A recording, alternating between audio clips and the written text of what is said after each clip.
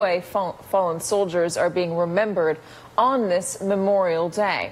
With me now is Melissa Bryant, Army veteran and Chief Policy Officer at IAVA. Melissa, thanks so much for being here. I know we talk a lot about thanking service members, but what else can people do on a day like this, or even beyond a day like this, in order to honor and to help service members? On a day like today, especially 17 years post 9/11, I think it's really important to remember that we still have our brothers and sisters in arms deployed around the world. And so, number one, I would say to just not to forget our brothers and sisters who are still currently serving in forward areas in Iraq, Afghanistan, and other points around the world. It's worth more than to say thank you for your service, to just remember and to continue to support those who are serving, their families, their survivors. What does that support look like, or what should it look like? Well, it should come in many ways. It should come through service to those who have served in supporting organizations like veteran service organizations such as Iraq and Afghanistan Veterans of America.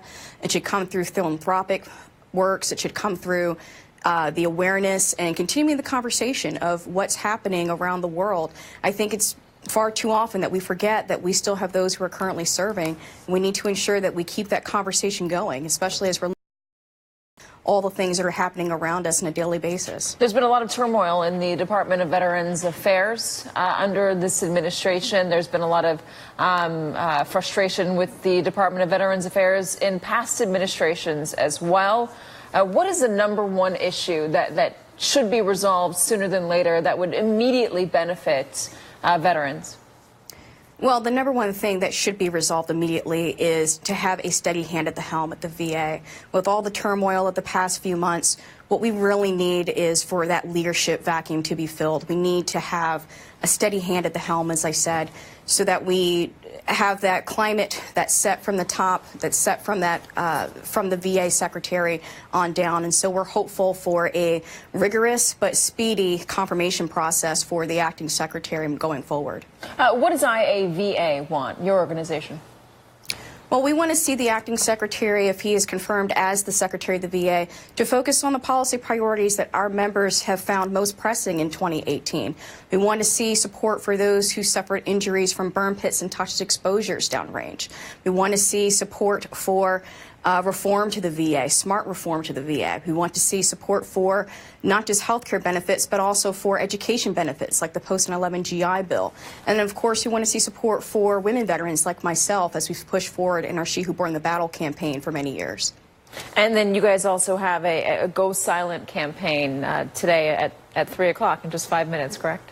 Absolutely. In just 5 minutes, we ask for everyone to go silent and remember those fallen, to remember those of us who did not make it home. I know I'm thinking of many of my brothers and sisters who did not make it home with me. And even for going back to World War II, my own grandfather who was killed in action and is now buried in a Florence cemetery. So those are the ones we want you to go silent for in just 5 minutes. And where did you serve, Melissa? In Iraq. I served also both in the civil service as well as on active duty.